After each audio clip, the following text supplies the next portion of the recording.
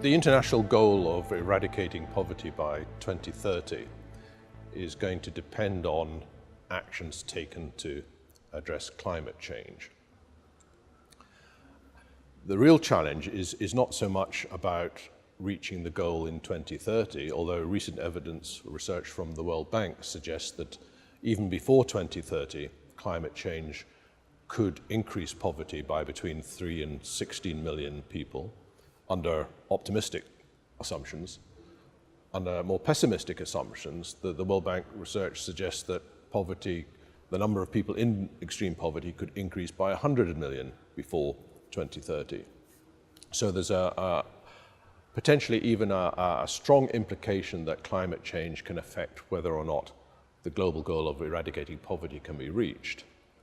But even beyond 2030, if we do eradicate poverty, there's going to be a challenge in maintaining zero poverty after 2030 because the current emissions pathway suggests that we're headed for 3 to 5 degrees global warming, and research by ODI suggests that that could put something like 700 million people into poverty after 2030.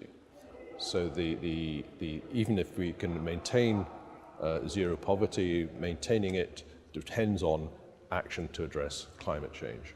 Two that come immediately to mind are energy and agriculture, partly because these are the two sectors that have greatest relevance to addressing climate change in developing countries. Both of them are sources of high emissions.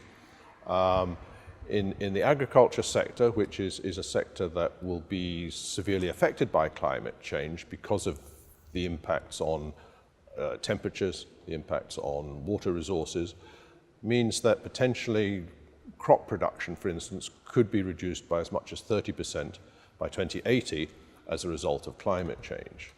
However, you can take action to address both climate change and poverty reduction in the agriculture sector by using the appropriate technologies and agricultural production methods.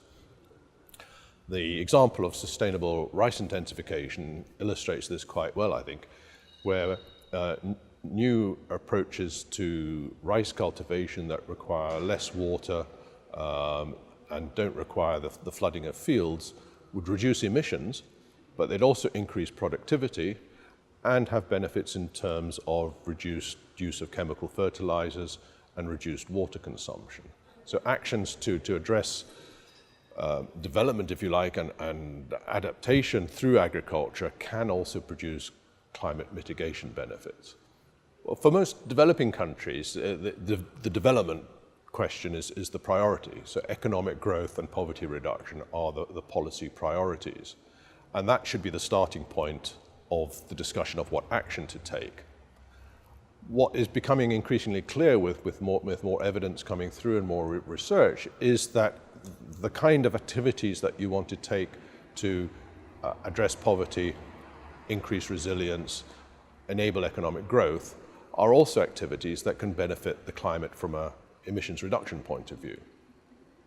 So if the starting point is development, it needs to be a development that is climate compatible, but there's plenty of evidence to suggest that that is perfectly possible. And obviously the specific actions are going to vary from place to place and geography to geography.